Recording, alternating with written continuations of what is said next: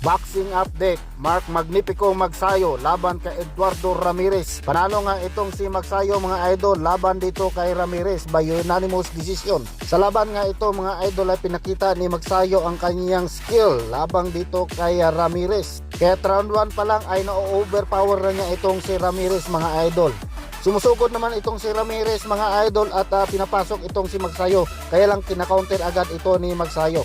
Pagdating nga dito sa round 3 ay panay sugod itong si Ramirez mga idol at na-counter nga ito ni Magsayo ng kanyang right hook at tumba si Ramirez.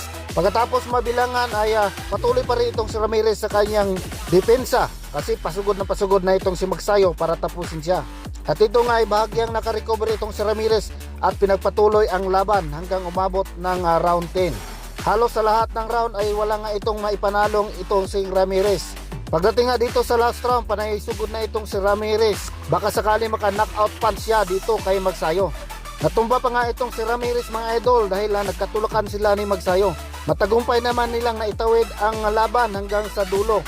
At dito nga itinanghal si Mark Magnifico Magsayo bilang panalo. At dito nga ay nasungkit ni Magsayo ang WBA Intercontinental Super Featherweight Belt.